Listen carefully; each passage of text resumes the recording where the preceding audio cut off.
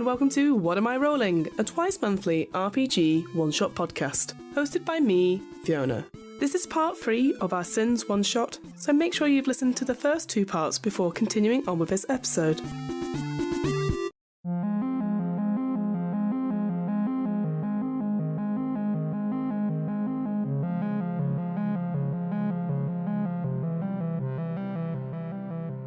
To briefly recap, several months ago, governments around the world revealed that a great number of highly unusual meteors were likely to impact the Earth, causing international panic and rioting. In the end, no suitable solution could be found, and the shards began their descent in what has now become known as the Black Rain. However, the apocalypse never materialised, as the shards fell harmlessly to Earth and became little more than a curiosity, an object of media speculation.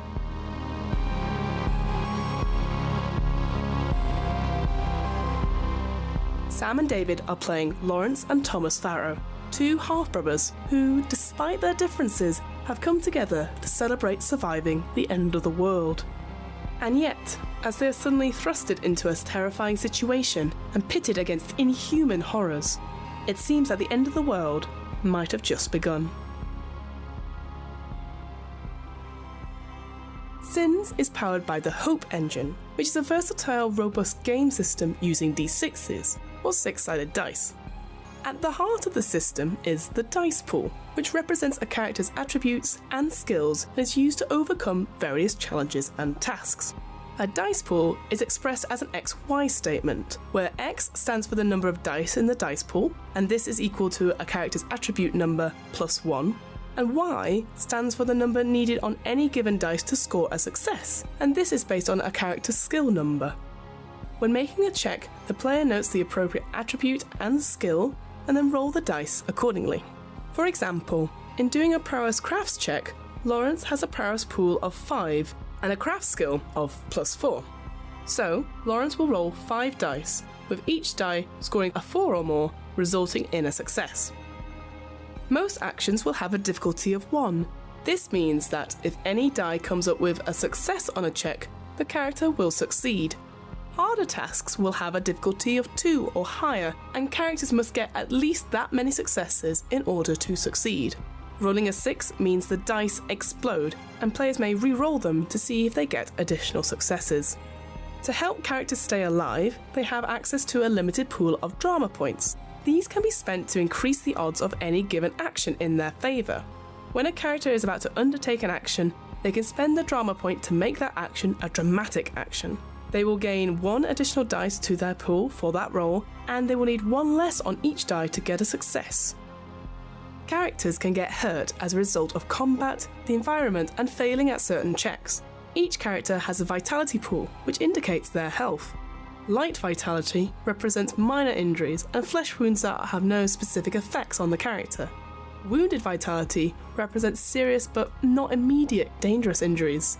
A character who's lost 1 or more wounded health is at a -1 dice pool for all actions attempted. Mauled vitality represents grievous injuries which are potentially deadly. A character who's lost 1 or more mauled health has the difficulty of all actions increased by 1, in addition to the wounded vitality penalty. When you take an action in combat, it normally forces another character out of sequence, and this is known as tagging.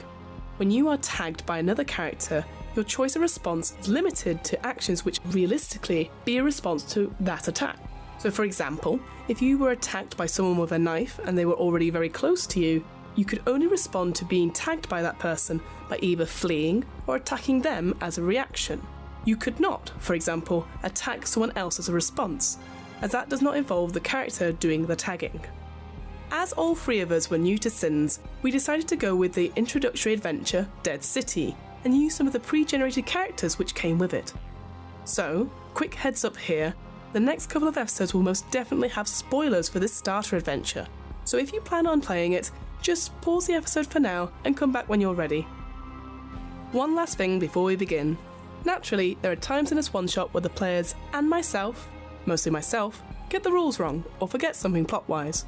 Whilst we always endeavour to stick to the rules wherever possible, at the end of the day, we all make mistakes, and what matters most is that everyone enjoys themselves. And with all that out of the way, let's get back to Dead City.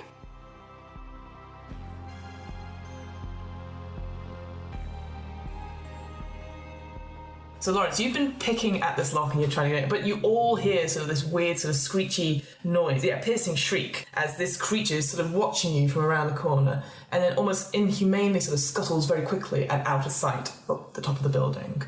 What would you guys like to do? Can I try picking again? Yes. If not, you were just going to have to get you to strong arm your way in.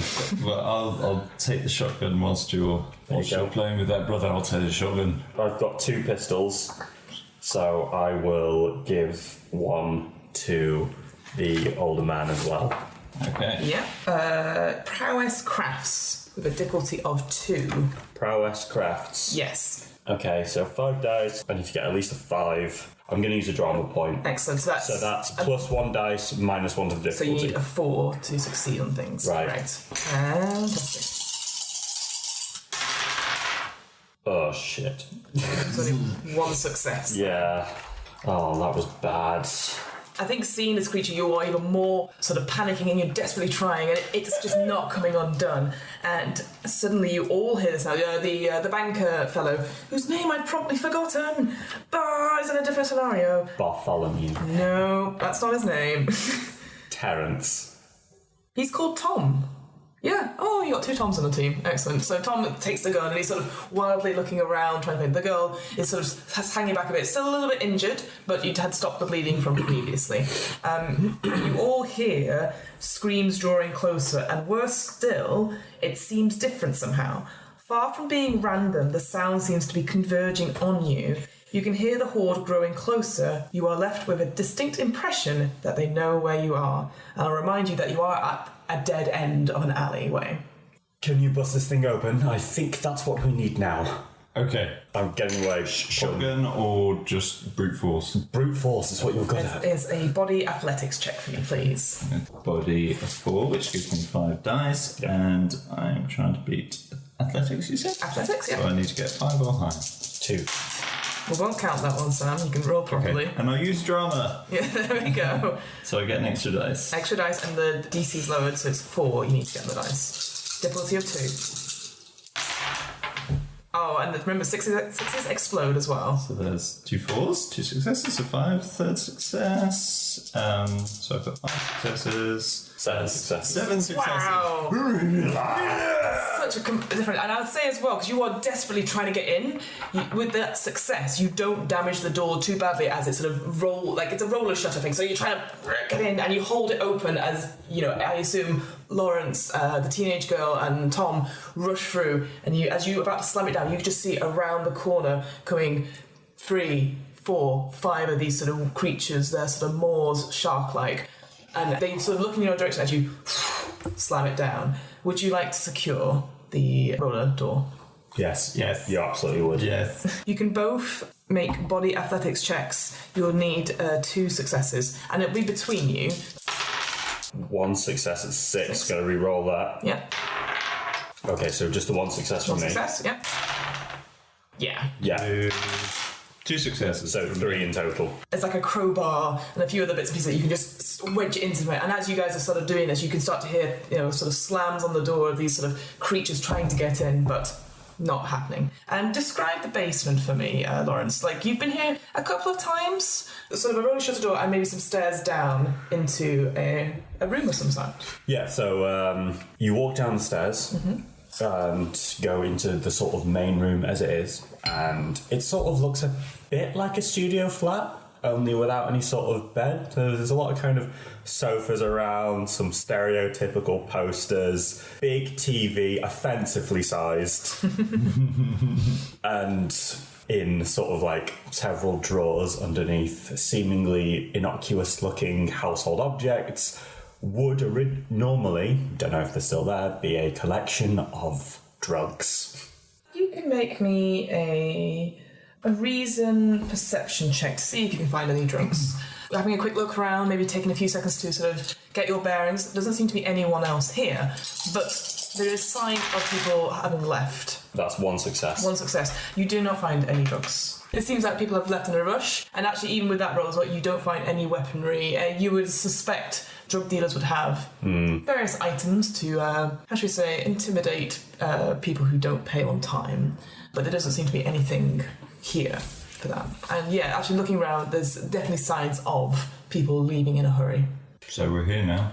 Yes. So this place was easy to secure. There is just the one way in and out, which would... Well, we're not going back that way, are we? Not for the moment. Right.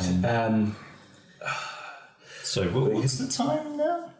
It's the middle of the night, by the time you sort of left your flat, I'd say it was sort of 9:30, 10, but looking at people's phones and watches, again, signal seems still busy, down. Battery's probably running low at this point, and conveniently or inconveniently, there doesn't seem to be any clocks in the room you're in. Are there any sort of phone charges? Make a cunning perception check for me, please. While he's doing that, I turn on the TV to see if there's anything. Okay, I'll get to that in a second. Yep. That is going to be one success on that as well. One success. You find wires that are used for phones. Not your phone. His phone? Not his phone. Any phone? No. Bloody Android. Yeah. I don't know what you're talking about. You turn on the TV, which is still attached to the wall, and you get on all channels an emergency broadcast. It looks like it's pre-recorded, and it cuts to the Prime Minister. They're sort of sat there. That's the Queen. The audio keeps cutting in and out, but there is automatic subtitles that come up. Yeah. So you do get the sort of full message, and the Prime Minister looks very, very tired, and it does say on it, like, breaking news, pre-recorded earlier today. They are actually talking about the Black Rain protests that have been happening, and how the Prime Minister's calling a state of emergency because they've gotten out of control. And as you sort of take your time to watch it, it's about maybe 5 minutes long, this sort of broadcast, and then it's repeated. No mention of these creatures. No mention of anyone dying. This says that forces have clashed and they have been violent. So they are instructing everyone in the Greater London area to stay in their homes and not go out. And that's it. And then it sort of cuts out and then repeats again. As soon as it says, instructing people to stay in their homes and not go out, Lawrence just goes, "Oh, we really could have done with that thinking earlier, couldn't we, brother?" I think you were right about this place. We're safer here. Tom, the sort of older gentleman, sort of looks around and says, "Are you sure this is secure? Because I don't want to alarm anyone. I think this is a drug dealer's den." You don't say. Thomas, this is a drug dealer's den. Well, drug dealers, Tom, nice name by the way.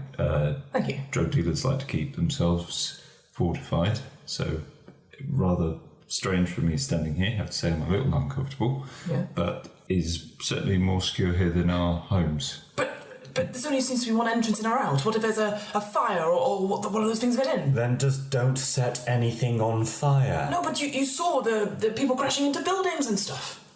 You heard it when we were running on the way here. Yes, however, there seems to be somewhat of a small army outside that gate at the minute. Thus, I sincerely doubt that if there are any rioters in the area, they're going to be quite nipping over for tea.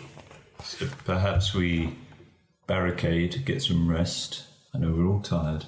And in the morning, maybe consider a more long-term solution. Yes, we're not... I don't think we should stay here for particularly long. It doesn't seem like the government has a particular handle on what's going on. I thought you were the government. I'm on leave. I've resigned or something. Why? I can't remember. But you were so good at beating people unnecessarily. Let's not do this. Sorry. Right, okay. So it's the plan to wait and sort of assess the situation. Long rest. Long rest. Why don't we see if we can do anything to fortify that one entrance a little bit more, and Tom and the teenage girl, they're looking, they're banged up, aren't they? The teenage girl is sunk into a beanbag that's always in traditional drug dealer's den, TM, and is sort of just quietly I don't think you gave her any weapons or anything like that, but she's just staring straight at the floor, just clearly in shock. Then I'm going to go back over to Tom and, just sort of go, Can have the pistol back now that we're not in mortal danger? Of course. I don't know how to shoot those things. We're going to have a look at fortifying his entrance, see if we can do anything else. The two of you look a bit banged up. Do you want to just have a rest? We'll stay here. I'll look after her. I think she's clearly quite shook up, you see. Yes, okay, yes. Right. You two stay here. We'll be back in a minute. And I grab Tom's arm and I kind of just sort of whisper on the way up, we need to talk. Yes. And I drag him up to the shutter. Yep. Both of you make me cunning perception checks, please, as you make your way up to the door. Okay, so it's 1, 6. I'm going to re-roll. Okay, yeah, so 1 success. 1 success? 2 success. 2 success. Nice. Lawrence, you were desperate to talk to your brother. You need a situation, so you're not paying attention. Thomas, as you get to the door, you realise the pounding has stopped, and having just a quick lesson, maybe just waiting at the door, telling Lawrence to give a moment. You think there's no one outside the door? No. I think we're safe. It seems that way, but I don't think we should be in a rush to get back out there. It's too dark. I think first light, maybe. Yeah. Right. So back in the pub, that police officer, when he died, he changed. Yes. I'm worried about the girl's wound. We've been bitten and slashed. Yes. A fair number of times, and I don't know about you, but I felt no change. I'm not suggesting that we go and put a gun to her head. I'm just saying maybe we make sure she doesn't die. Keep a closer eye on her until we know that she's out of the woods, so to speak. Yes. Right. Okay, let's fortify this place. Let's get back down there. I know where we are, but don't, What? Please. We are in somewhat of an interesting situation. I would not just start snorting everything inside. Besides, there's nothing here anyway. So you have looked? Of course I've had a look. Look, yeah. Right, okay, all right. Nighttime proclivities aside, I don't see how a slight bump of something to maybe either help you sleep or help you focus would be the worst thing right now. We need to stay awake. We need to stay sharp. Right. We need to keep that girl safe. We have some responsibility. I know. Right, okay, let's fortify this. Let's get back down there. And take watch as we rest. Okay, so fortifying, either one of you can make me a prowess crafts to reinforce the door to buy yourselves time should things attack. I think I'll do that. You do that? Thomas, what would you like to do in the meanwhile? Look for supplies to make us comfortable for our sleep.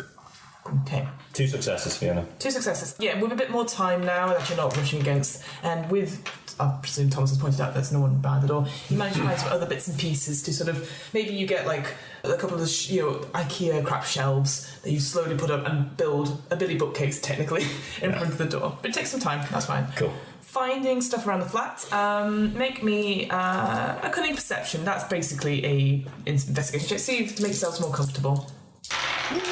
1 success. As Lawrence sort of pointed out, there's no bed per se here. It's clearly just a place that people sort of hang out and then would lock up later. There's plenty of there's loads of beanbags. There's a couple of sheets, some pillows and stuff like throws and stuff like that. Yeah. Nothing secure like a bed frame or anything like that, but you can definitely make a sleep pile should you wish to. Okay. I will do that. Fiona, I have a mechanics question, if I may. Of course. Does resting in any format bring back drama points, or will you just tell us when it happens? For this adventure, I give you drama points. I feel that because you've taken the initiative to take a moment to get your bearings and wait out what seems like the end of the world, I will give you 2 vitality, both. As you are technically resting. I think you're just maybe bandaging yourself up. As you do so, I'd say maybe an hour or 2 goes by. It's very difficult because it's an underground basement. There's no windows to look out. All you have is this TV. Yeah, like I said, an hour or so goes by, and you all see it. The broadcast change. and it's basically is just text. Even though the audio cuts in and out, it's that sort of emergency signal, like a beep comes on to get everyone's attention, and it says, "Emergency protocol 256, please make your way to the nearest tube station for immediate evacuation of London." What time is it when it does this? I'd say, because it will have a timestamp on the TV, I'd say 1 a.m, 2 a.m. Oh, jeez.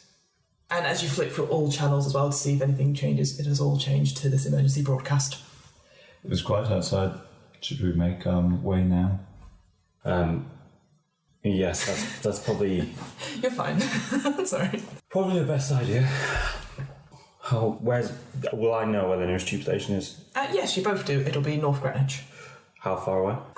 Within walking distance, I'd say maybe about 20-25 minutes. But again, from where you are, you know that the streets were sort of filled with abandoned cars. You maybe saw the odd person running and scuttering away. You will have to be quiet. It's not to attract any attention to yourselves. It's going to be a long journey, but... A lot of cars. I turn to Tom and the girl. What's the girl's name? You've never asked? I turn to Tom and the girl. First of all, I go, "I'm very sorry," to the girl. I don't think I ever asked for your name. Pamela. Hi, Pam. Right, okay. How are you doing? Are you okay? Yeah, my friend was quiet again, and you remember she had said previously that she was on her way back from a friend's when she was attacked. And actually, both of you remember there was another body on the floor in the street as you sort of went out, a female body. And you suspect she might have been travelling with her friend back. So a little bit of PTSD. She's definitely she's clearly in shock, not taking things in. Like, now that she's in a room where she's sort of sat down, like, she's not helped at all with the building or anything, she's just sort of silently contemplating stuff. Okay, I walk over, place both hands on her shoulders. Look, Pam, I know that all of this it's a horrible, horrible thing, but we need you to wake up and to be with us. We're going to need your help if we're going to get through this, all right? I know this is scary, believe me. I'm terrified, but together we can get through this. Make a passion panache roll for me, please. 1 success, 2 success. 4 successes. Sorry, it's a 6. I'm rolling it again. 4 successes in total. 4 successes in total. She takes a moment and she appreciates what you say. She went, "Yeah, of course," and sort of stands up. Doesn't ask for a weapon or anything like that, but she looks like more committed to sort of, less in her own world, kind of. Yes, she's ready to follow orders in that sense. Thomas, what are you doing in this meanwhile? I show Tom the rudiments of how to use a gun and take it off safety. Okay. Not actually firing it, just like, I'm like, "Don't fucking fire it, Tom," but you pull this and then... Okay. I don't know how guns work, so I don't... You shoot the pointy end. Sticking with the pointy end. Do a reason knowledge check for me. Jesus. Yeah, but I just to give this goes wrong, he's gonna shoot one of us. Okay. I'm gonna beat a 5. Oh, get a 5. Ooh. Oh! 3. Nice. That was nice. Your training kicks in fairly straightforward, and it's almost like back at the academy. That's sort of like, this is how you use a gun, safety, don't put your fingers on the trigger, blah, blah, blah, blah, unless and shoot. When you point, you need to shoot. And Tom does take this on board. He's a bit of a fluffy head in the sense of he's like, "Oh, well, yes, of course, I wouldn't do that sort of thing." But you, through your instructions, it has taken it on board, so that may help you at some point. So what's the plan? Make our way to North Greenwich? Are we trusting him with a gun? Yes, I think he's going to do okay. Give Tom a gun. He's got a gun. Good to know. Right, you're going to have about 6 bullets in that. We don't have a lot more, so be careful, all right? Of course. Right. Okay, yes, let's go. So you've got, before we head I've got shotgun, pistol. Okay, and I've got the other pistol? So Tom did have one, Yeah. which he gave over to you because I've got, He now has it again. He now has his own gun again. Pamela doesn't have anything. Right. You had a spear that you created. Yeah. I gave the spear to you, didn't I? And I picked up a cricket bat, but that was fragile. Yes. So you are quite armoured, I'd say. Like it's like a combination of weird, miscellaneous items on top. So I have a pistol and a shotgun. Yes. There's also a knife as well, which... Shall I look after that? We'll give it to Pam. Yeah, I'll give it to Pam. Okay. Okay, so you're giving the knife to Pam? Yeah. Alright, she holds it with purpose, but again, you suspect that it might be like a last resort sort of thing. She's not going to suddenly heroic, evolution, that sort of thing. Just to make herself feel better. You can't tell how she sort of feels. She's sort of in that shock, but she's... Okay, so I'm going to have the pistol down the back of my jeans, shotgun out. Yeah, let's get away. Head upstairs. Do we hear anything? Make me cunning perception rolls. 3 successes, 2 of them are 6s. I'm going to roll again. Oh. Another 2 of them 6s. That's 5 so far. 5 wins. It's 1, Thomas. I think, Thomas, you're just sort of readying, making sure Tom's not pointing at anywhere stupid. Lawrence, you go up your side. I can hear what's going on in the north. Yeah. You are listening very, very hard. Seems quiet. Doesn't sound like there's anyone in the alleyway. And it will take some time to take down your Billy Bookcase barricade. I can't hear anyone, and believe me, I have a strange feeling that if there was anyone, I probably would have heard them. Let's get to work. Quietly. Yep. Again, you're taking your time with this, so you don't need to roll for it. The barricade comes down, and Tom will help you as well. I think Pam just sort of stands at the back with the knife. You're going towards North Greenwich. Who is leading you? Who's got the best eyes? I'm pretty stealthy. Why don't I do it? Okay. Do you want to be scout? So one of you will need to make a cunning perception check to guide you, and then you'll all need to make and then a cunning stealth check. Well, we're both the same on perception, aren't we?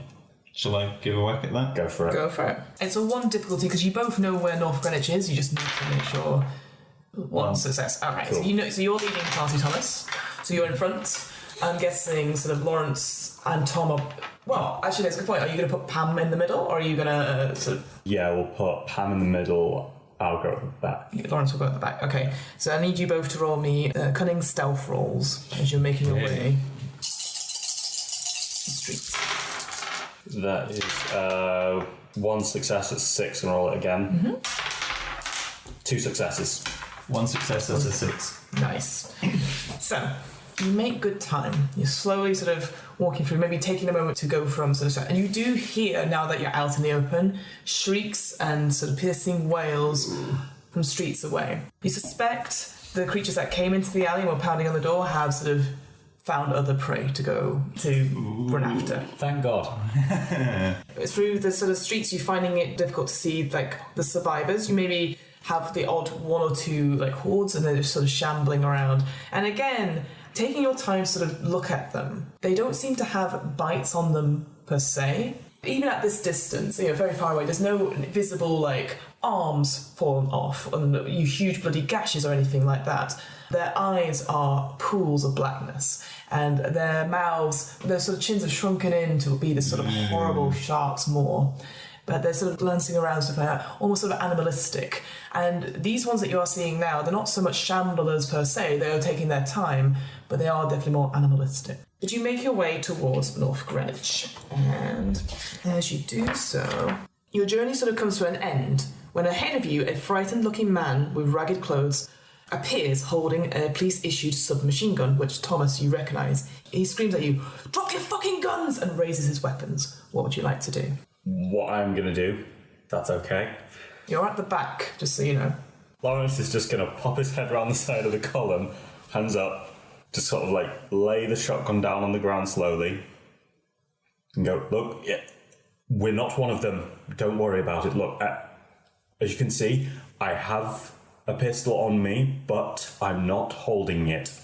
We're not any danger to you, my friend. We're just trying to get to the tube station.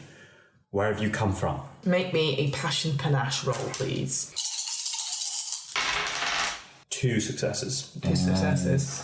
Taken aback by how quickly you sort of go, "Whoa, it's all fine." And he's like, "They're everywhere." And he sort of drops the machine gun. "Look, I don't want any trouble. I just don't want to die." It's all right. I'm going to pick the shotgun up now. Please don't shoot me. He's dropped the submachine. I'm going to pick that shotgun up now. Don't panic. I move a little closer and go, "We mustn't be too noisy. Let's keep quiet. We've managed to get through half of Greenwich without any of them following us. Just need to keep quiet, make our way to the tube station. You're an officer. Make a cunning perception check. One success. One success. Now that you sort of have taken a moment, you realise he's not an officer at all, he's a homeless man. Wearing a policeman's outfit? No, ragged clothes. Oh. He has on him a policeman's weapon. Yeah. And he's Tracked that last thing. It's okay. He's dropped it on the floor. Clearly, looking at him now, he's shaking in terror. Like wild eyes, so darting around all of you, like looking at Pam, looking at Tom. Looking at him now, you realise he's not a threat. Pick up the submachine. You pick it up? Yeah, fine. Place my hand. He lets you do it. Place my hand on his shoulder. There's been a call for evacuation at the tube station. We're heading there now. Do you want to come with us? But you need to stay quiet. I can't. You can't trust them. What do you mean? Any of them. You saw they made this happen. He's doing it stage whispers. he's rambling, and you see this sort of terror's taken over him. There's no point reasoning with him. You managed to defuse the situation, but there's 4 of you and 1 of him. Can I attempt to calm him down? Yeah, make another passion panache roll for me, please. Either we go there or we don't even know. 3 successes. 3 successes. He calms down, but again, he still every so often mutters like, the Black Rain, for governments, they're responsible, that sort of thing, as you try and talk to him. Doesn't matter who's responsible, we just need to get somewhere safe. I can't trust them. I'm going out on my own. You can keep the weapon. Not loaded anyway. I didn't find any ammo. And as you look at it, there's no ammo in it. Good luck. Just try and stay alive. Do you have anything? Any way of defending yourself? I have the knowledge of the streets, I'll be fine. The lost cause. We've done what we can. Why don't you give me your cricket bat? I'll give him my cricket bat. He's grateful. I think he's could definitely do damage with this. Couldn't do anything with her. And starts walking off into the night. Again, muttering to himself like, Black Rain. The governments. You have to keep going. Okay. You keep going to North Greenwich. And as you get there, you can see, as you're slowly making your way, there are cars sort of randomly parked. And you do spot other survivors sort of slowly making their way. Maybe you follow into sort of not a river of survivors, but definitely like a patchy stream, we'll say. And they slowly sort of make their way up to North Greenwich bus station. And you can see there are people. There is some 6 figures sort of move forward, and for a moment, the way they are armoured, as if you feel that you sort of taken aback, and they sort of stare at you 4, and they're like, more survivors. Okay, you have to come with us. Everyone's holed up in the station. We'll get you evacuated, no problem. When are we going to be getting out of here? In the morning. Unfortunately, we're trying to get all of our eggs in one basket? No, aeroplanes. We're trying to recruit from outside London, unfortunately. A lot of the resources have been depleted in the protests. The epicentre of all this, I'm afraid. So we're trying to recruit from outside.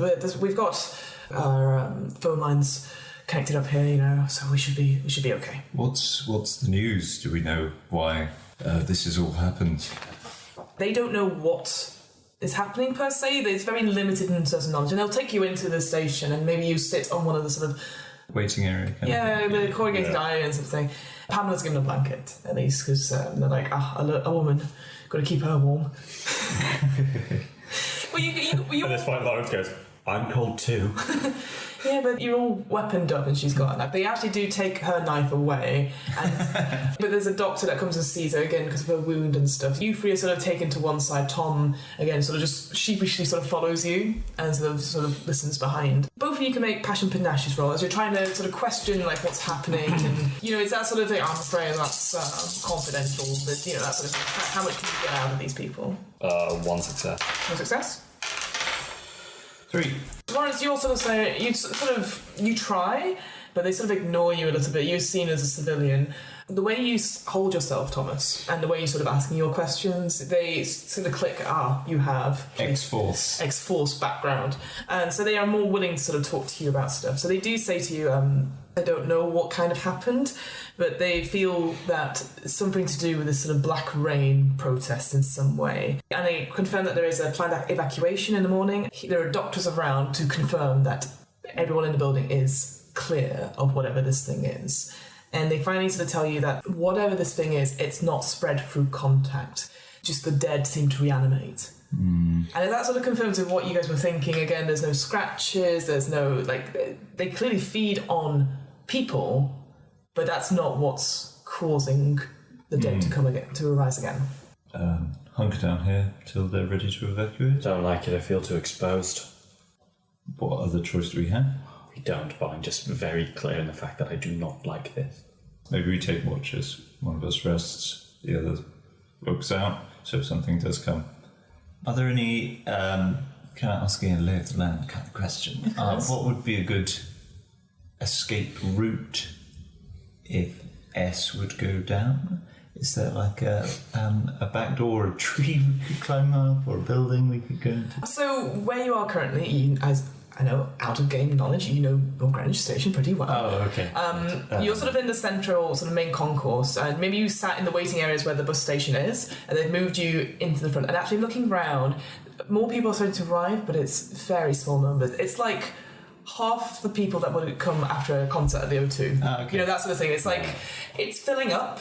There's definitely limited people. You know how many people live around North Greenwich. It's not a Beyonce concert. It's not a Beyonce concert, put it that way. Okay. The other thing, and thinking about routes for escape, so the bus station itself is quite open. Yeah. There is a heavy police presence around, checking people leaving and going.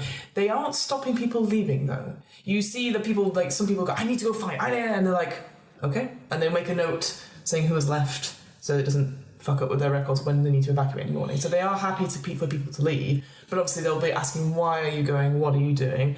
And make a cunning perception roll for me as well. Ooh. Oh. Nice. 2, 3, 4, 4. Wow, that was very impressive. Everything. Yeah. You overhear conversations, and there's actually like a flurry of activity, and there's obviously more people than officers. You overhear a group of 3 or 4 officers saying, oh, we need to get out. We need to go find. We've got to find. They're said to be holed up into this garage. We need to go. And you get the impression that they're planning to go out on an excursion to a local garage, which you are familiar with. It's like maybe a mile or so out from North Greenwich, and they're talking about it in really hushed tones. But they keep looking round, and you probably are aware, again, with that role, there's not many of the officers, so to have people go out could be difficult. You know, they don't have the resources to go out on this mission, so they're talking between themselves on that. I go over, sorry, gentlemen, I'm an officer over at blah, blah, blah. Oh yes, we know it well. We've got this submachine gun, but with no ammo. Have you got any ammo stocks we can add to this? We just want to help where we can. We've survived quite a deal out there. Am I here too? Yeah, I think you're sort of going, can I have a blanket? Like, you're... Well, I see that over his shoulder, I just go, hi. At this point, you both sort of know that you see a doctor sort of taking Pam away into sort of that area, and Tom sort of says to you, I should probably... Yeah, go make sure she's all right, but can we have the pistol? Oh, of course. Well, I never needed to bloody use it anyway. Well, good luck, chaps. I hope to see you on the other side. Thank you, Tom. And Good luck. And Tom sort of toodles off and goes sees where Pam had been taken to. So you currently are both sort of left with this sort of group of 6 officers, actually, and they're all various sort of heights and builds, and they're all sort of looking at you. So with the submachine gun, are you giving it to them to have? No. Yeah, Right. I'm asking if there's spare ammo for me to fuel it up with, because I'm also an officer and we have survived a lot and I am capable and helpful and very helpful. I see. Make a passion panache roll, please.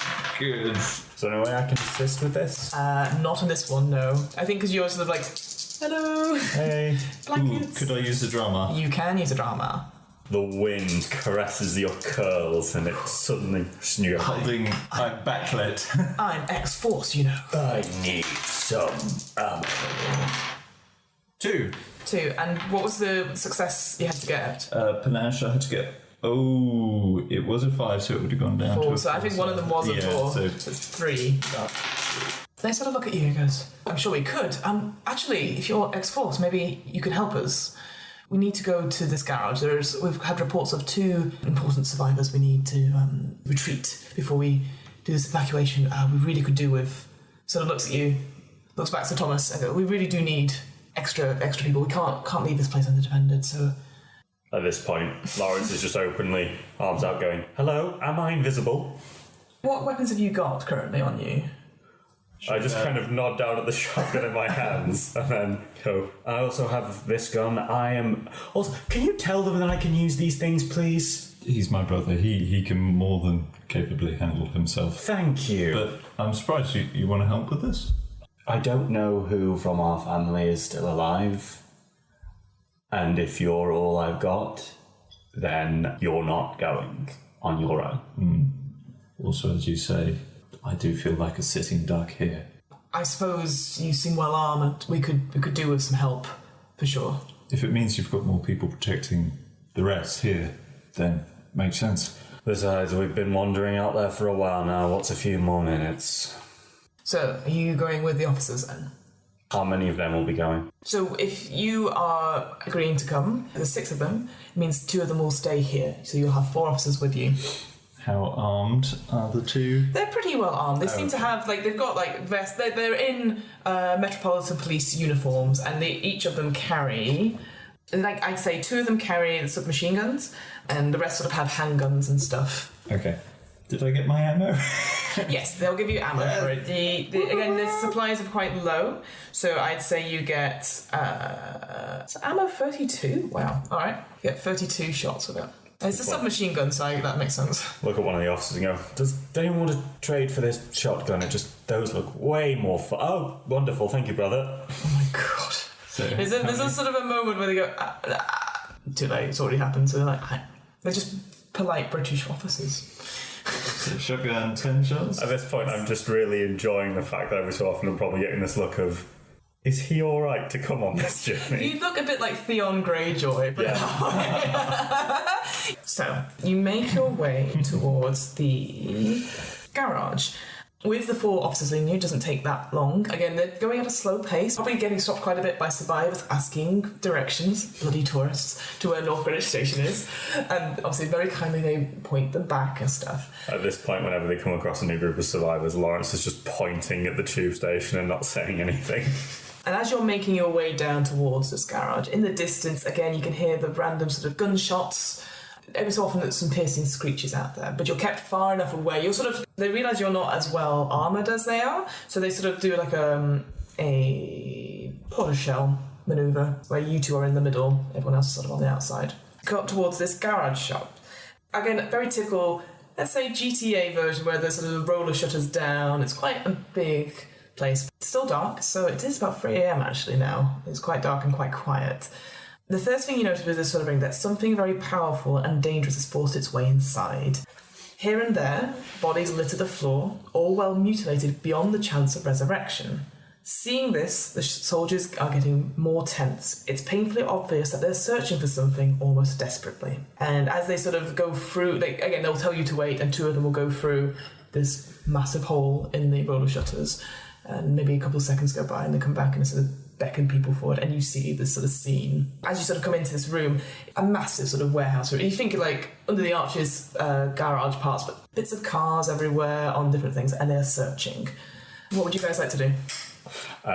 Lawrence is going to turn to one of the officers and stage whispery, "I think now is a very good time to let us know exactly who we're here to find." I can't tell you.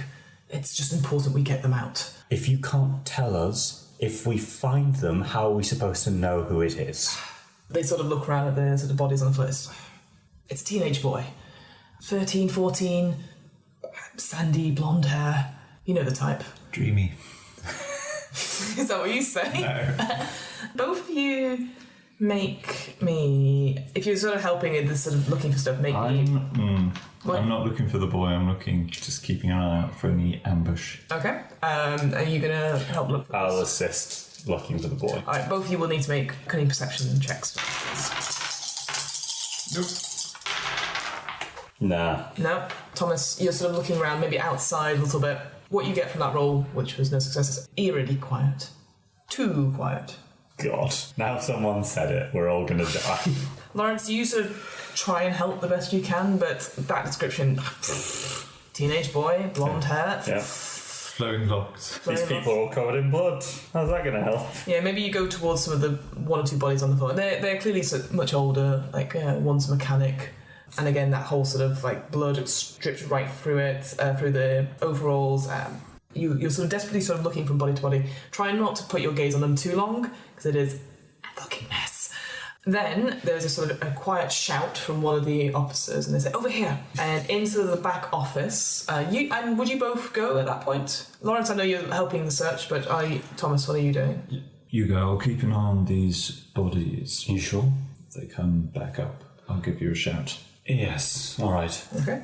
Lawrence, so you sort of follow these soldiers into the back room, and in the darkness there are two trembling shapes hidden underneath a table, a pair of teenage boys, the older of which you recognise immediately as the boy who saved you in the bar.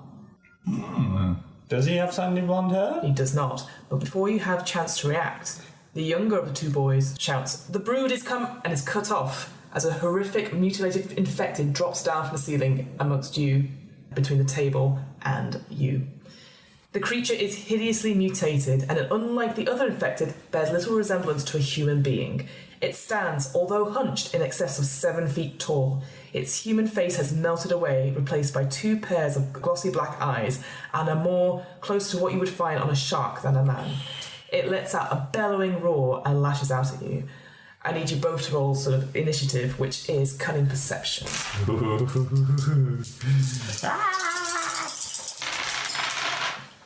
One success. One success. Excellent. So you can choose which who goes first. I think that makes sense that Lawrence goes first because you're closer. Yeah, sure. Probably more nimble. Roll for the soldiers first. Come on, boys. One success. So they'll go after you. And there's 4 of them, isn't there? There's 4 of them. They'll all go as a group. The brood spawn, for once, gets no successes. That's incredible! I'm getting so many successes for. Alright. So Lawrence, you get to go first. So, Fiona. Correct. Me. That me. Be an absolute dear for me. Of course. And remind me how ranged combat works. I will look at it up. It functions in the same way as close attacks. Yeah. But if the target does not have a ranged weapon as a response because of the tagging thing. I get 1 automatic success. Exactly. Does it seem to have anything remotely ranged looking? At this sort of distance, again, just quickly reacting does not seem to have anything like that. Wonderful. He's about to get shot. Excellent. So that is going to be a prowess. Yes. Marksmanship. The other thing as well, rate of fire is free, so you will have to shoot 3 bullets, which means you get an extra 3 dice, 1 for each bullet you shoot. Oh, okay, so I think that's right anyway. Wonderful. What's the success you need to get for it though? You get 1 automatically. Yes. Success, so marksmanship, right? Yes. Yeah, that will be, I need 6s. Okay. Come on, big money. 2 6s. Mm-hmm. And I get to re-roll those, don't I? Yes, you do, to see if you get any more successes. Another 6. Another 6. That's that 4 6s now. I think so. Mm-hmm. 4 in total, add 5 because of the automatic 1. You shoot into this creature, like, and bullets pierce through it, but as soon as they do, the wounds start to close up. It looks like it's had no effect. But you have tagged the creature, which is probably good. Thomas, it is your go. Do I get to say anything? You can say something quickly. I don't think guns are working. That's it. Yep. Oh god. Okay. Thomas, you hear this sort of like just crash into the office where the officers have gone. And again, the way movement works in Sins is that you would easily get there. Yeah. So I'd say you would moved up to the office if you wish to, and you can see that Lawrence has shot 3 bullets into this creature, and the wound's closing up. We'll distract it, and then the kids can escape. Yep, right. get them out. I'll shoot it in the head. Mm-hmm. So, shotgun. Mm-hmm. It's got rate of fire 2, but Yep. do I just roll the normal number of dice and then... So what's the pool for it? So the pool is prowess, which is 2. So +1 as per I'm healthy. Yep. So roll that. And then because you have to shoot 2, you add 2 dice Okay. to it. It doesn't have a ranged weapon. You get an automatic hit on it already, so 1 success already. Got to get marksmanship, so I've got to get 5. So 1, 2. 2. Plus the 1 success, so 3. What's your damage? Yeah. Your base damage On the is shotgun. 5. Yep, 5. Oh, it's just 5, isn't it? It is just 5 with Just range 5. weapons. Yeah, we don't have to invest. This creature is sort of blown back, so shrieks this horrible piercing wail back over the table, gets up, and again sort of knits back together, its eyes focused on the both of you. The soldiers, hesitant to fire for fear of hitting both of you, seem lost of what to do. One of them, however, grabs sort of a rusted machete from a nearby table, and whilst the creature is sort of distracted by both of your sort of attacks, brings the weapon down and manages to cleave deeply into the creature's arm. The creature sort of casts him aside, bashes him against the wall, badly wounded, but not before it becomes apparent to both of you that the weapon is still in the creature and it's beginning to claw at its arm, trying to remove the blade. As the soldiers go, the brood spawn doesn't get a turn because you both tagged it back at the top of the round. Lawrence. Okay, so the machete is embedded in there. Is the wound healing up around the machete? Make a cunning perception check for me, please. Nah, nothing. You can't tell in this sort of range thing, but it's still in there, and maybe the wound is it's this horrible black blood is sort of oozing down the sort of side of the arm, but you can't tell if it's healing back up, if it's made any effect. Can I get to the kids? The creature's in front of the table. Directly in the way. Okay, I want to look around for anything else that might be around, melee weapon-wise. Yep, okay, do another cunning perception check, and I'll say in that time that will be your whole action. That's fine. 2 successes, one of them's a 6, so I'm going to re-roll that. 3 successes. 3 successes. Nice. So you see a few scattered items around. You see several spiked metal poles off to one side.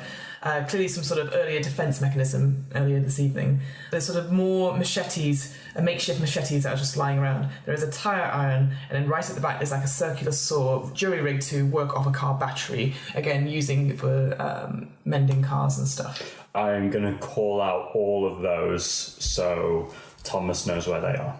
And that's going to be my go, isn't it? That's your go. Yeah, that's fine. Thomas, what would you like to do?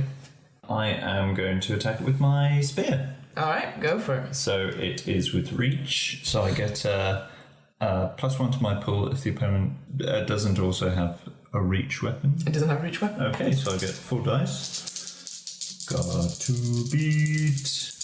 Get 5. No, I miss. You sort of, again, hearing what Lawrence said, and you're sort of trying to jab at it, it sort of recoils back from you, again, trying to get this sort of machete out of it. It doesn't take take hold.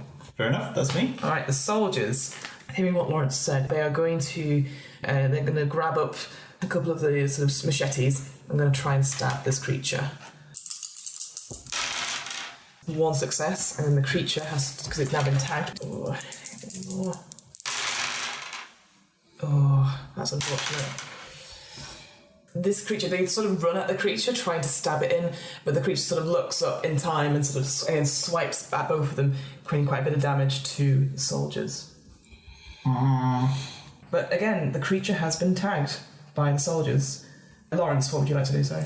The circular saw thing, does it seem to be a ranged weapon? I mean, ranged like a spear? No, it looks like you'd have to get up close to use it at the creature. What are you doing? 3 seconds.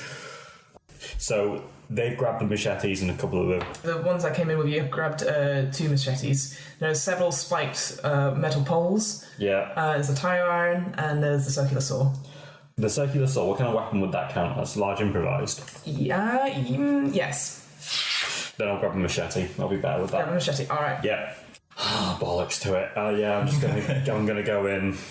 And attack it. Yeah. Go for it. Right, so that's 3 dice. Machete is... Yeah, it's a body fight, isn't it? Prowess, fight, or athletics. Yeah. It's... Okay, so 6 is what I need. Nothing. How bad is this going to be? It has 3 successes. As you come up to try and stab it, it grabs your hand with one of its sort of long, elongated arms, and you get a horrible, sort of sickening sort of slash across the sort of top of your head. You take 3 damage to straight off. Okay. And then you're sort of chucked off to one side. It's clearly not liking this sudden. You thought it had the advantage, and now all these people are sort of converging on it. But it has been tagged. Thomas, what would you like to do? Pick up the circular saw and go to town with that bad boy. Excellent. So this... A large improvised weapon, we'll say. And do you have any drama points left? I've got 1. Do you want to use it? Yeah. So it's now you need a success of 4. You get an extra dice to your pool. Wow. Nice. Don't even need it. 3... Oh no, it gave him an extra success. 4. 4 successes. 2 successes, you hit it. What's the damage? The average of 2, and my body, which is 4 plus 1, I guess. 5. Yeah. Success. So 5 damage. 3 or 4 if you're rounding up. We'll round up. Nice. 4 damage. Describe how you attack it with a circular saw. Like a badass. I'll probably go for one of the legs. Nice. Yeah, and as you sort of, you don't cut it all the way, even with that success, but the damage it does is like you see tendons, you see ligaments start to sort of fall apart around it. It is, yeah, gross. Again, blood spitting a bit, and that damage is horrendous. The creature lets out a hideous shriek and tears machete from its own flesh, then sort of grabs up into the ceiling and pulls itself out, retreating into the darkness. Out of frustration, more than anything, one of the soldiers on the ground empties most of a clip into the ceiling with a scream before one of his companions manages to get him to stop. The dust sort of settles, and you hear this creature sort of scrambling and sort of goes and like looking up. It's sort of like it's like that bit in Alien when looking up through the hole, and you can see sort of as teared a hole out of the ceiling. More would have heard that. Let's get moving. I imagine I'm still sort of like slumped against the wall. Yes. You're right, brother. No. Oh. If you want to, Can I help? you have to say reason medicine check to make sure. To help him? Yeah. Can I reason medicine myself? Yes, I'll give you that because you're taking a moment. The soldier's going over to the boys and sort of talking to them just now, so you get a moment to. Nothing for me. 3. Oh. 3. 3. You recover 2 vitality, even though like it's free. It's just because you're in the moment, you're sort of patching up the wounds and stuff like that. That's fine. Yeah, right. It's again the side you're going to have a nasty or maybe a cool looking scar because it's sort of raped up with its sort of nails. Can I have the spear, please? Here you go. Thank you. Just passing back weapons between you. Using the spear as like a makeshift walking stick. Turn to the officers. We should go. Yes, we were just sort of, and again checking over the boys. Both of them are clearly in shock. Both of you make me a cunning perception check. Sorry, I keep making you all perceive stuff. No, I hate that. It's always perceiving things rather than anything else. Nah. No? 2 successes. 2 successes. There's something familiar about the younger boy. Like you see both boys now. You recognise the boy from the bar, but the younger one. There's something about him. Like he's been on the TV. I can't think what though. Not on the top of your head. And the officers have started getting ready to go, sort of grouping a bit more around these boys. Like, right, we should go. All right. Okay. Thank you for helping, and good job. Yeah. Against that thing. Bloody hell. I've still got the machete, haven't I? Yes. And looking at the circular saw, it's quite big, so it's quite cumbersome to take. And looking at it, it looks like it only has 2 charges left as well. Okay. And you suspect there'll be more weaponry back at the checkpoint anyway. Okay, I'll leave it. I give him my machete. Oh, thank you. The boy from the bar sort of smiles at you both. Yeah, small world sort of. But before he has a chance to talk, he's sort of ushered away, and there's sort of like a manoeuvre to get people out. And you're encouraged to go along with them. Yeah. But they sort of separate you from the boys. You're not allowed to walk with them. And you're making your way slowly back to North Greenwich. Cool. Is there anything you guys would like to talk about, or would you like to do as you're heading? I mean, I imagine I'm going to be pretty quiet over the fact that I just got pummeled. And I'll be quiet because I'm also semi in shock over what we've just seen. As you get back to North Greenwich, there seems to be a bit of more activity. It looks like reinforcements have now arrived, and there are definitely sort of medical tents that are set up. And as soon as you guys arrive, there's more sort of like security that come over and sort of take the boys away. And as you sort of are sort of left there, some doctors come up and they say, you've not been checked, have you? Yes, I see. Would you both follow me, please? And it's like a young, shortish girl, a short cropped hair sort of tied back. And she looks quite scared, but she's trying to do that sort of professional tone thing. You suspect she's not been long in this job. Suddenly been brought in. She's right. We have to. I'm sorry. I appreciate you've probably helped with that mission, but I need to just do some tests on you, if that's okay. Tests? What for? Well, we just got to make sure that whatever's infecting people hasn't infected you. Nothing got me. I'm not going to become one, am I? We heard that it was only the dead. Yes. By bites? No, it's not by bites. It's not spread through contact and stuff. And he sort of looks at you and says, I can't really... I don't want to say it's confidentiality and stuff, but if you mind, and sort of points to Lawrence and sort of gestures to the tent. I just go up to my brother. Don't let them inject you, maybe. Or we still don't... The crazy man got to me a little bit. Don't trust anyone. What are you going to do? The same when it's my turn. If there's any like pills or anything, just actually let's go together. Yes. Can he come with me? He's my brother. We can perform the test. You will all be separated. We have to keep all tests sort of confined just in case we do find something. But we could put you in the same bay at least. Better than nothing. What do these tests involve? Some sample blood tests, questions about what you've done. And she proceeds to explain what seems like a very boring standard procedure. Make a... yes, you're looking at me really funny. Make a... Blood tests. What's the Sins version of an insight check? It's always like passion panache or something like that. But it's not... I'm good at those. Yeah, I know you're good at those. I'd say... Knowledge? I'd love a passion panache. Knowledge is more what you've learned, I'd say. Medicine? I'm going to say do a passion logic. If you can. Both of you can do that. And see how that goes. 3 successes. 1 success. Now, Thomas, again, it's like, medical mumbo jumbo, but like she tries to explain it in as much detail as she can. Sounds like a simple sort of procedure. No. And again, Lawrence, you actually probably are a bit more aware of, say, needles and stuff like that. Not from any No, don't know what talks about. No, but what she's describing to you sounds like taking some blood, just doing a few tests, asking questions. It doesn't seem anything out of the ordinary. It's definitely, they're not injecting you with something, they're running tests on you. Doesn't sound intrusive. Okay. Right. Show the way. Okay. And at that point, you're taken into sort of the big tent, and you do see there aren't people in hazmat suits or anything like that. It's a very sort of clinical procedure. You see people rushing about, dashing, and you see a whole line of people, and it takes hours. Absolute hours. There are waiting queues. You hear people crying, and every person that sort of goes in, it takes like 15, 20 minutes. And when you are both taken individually to these sort of cubicles, there's a lot of questioning. And for you, Lawrence, a lot more.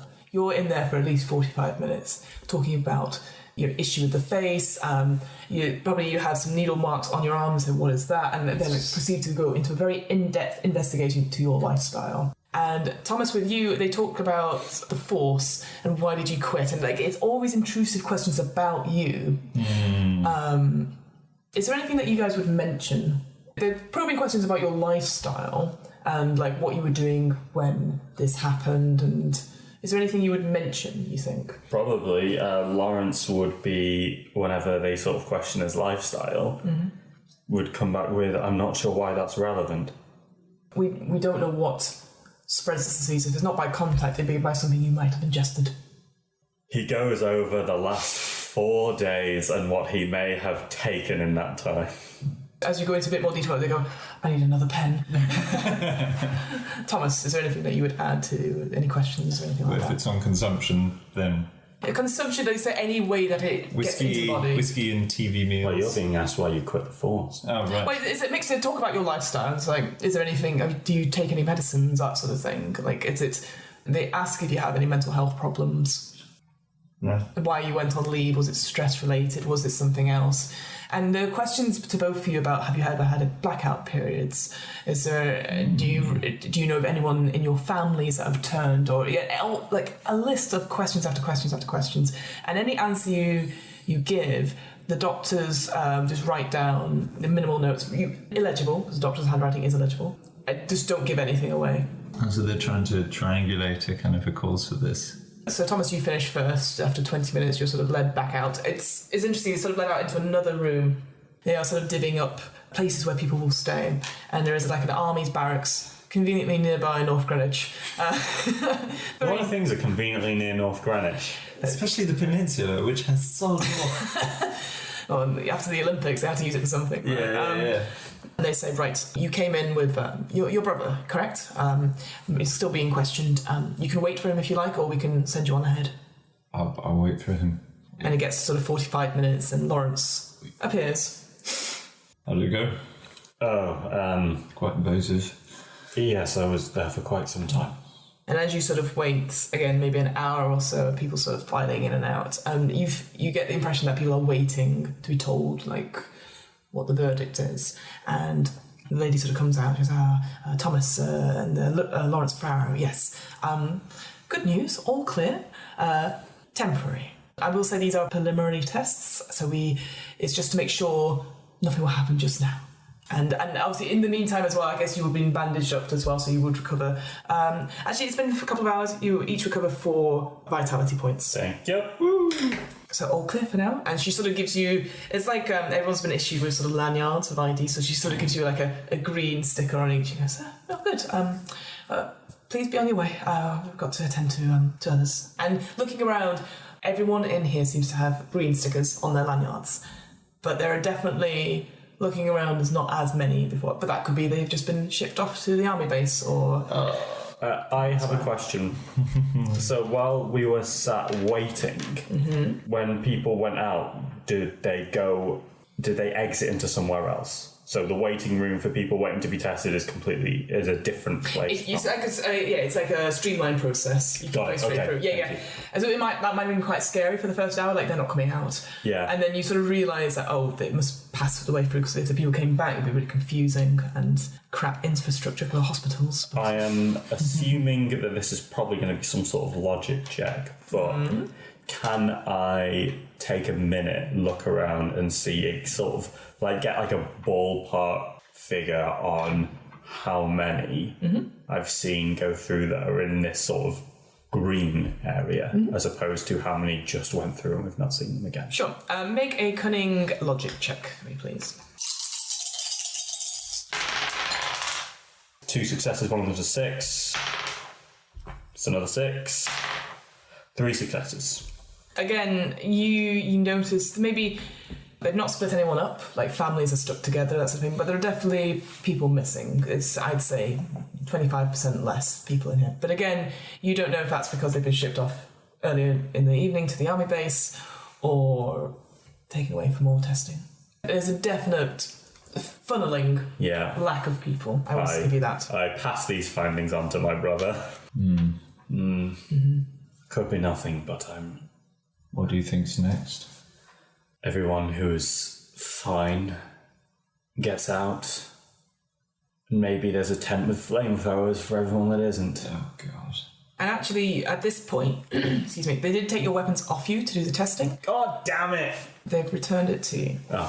Because it's more, again, like they didn't want you to react in a bad way. So they are very good at doing that. Okay. So you do have your weapons still. And we're seen to be helpful. You were seen to be helpful, and you do get some glances from the officers, and clearly they've been saying, the 2 brothers, they helped with the teenage boys, blah, blah, blah. And actually, as you are sort of, I keep saying funneled, as you sort of get called...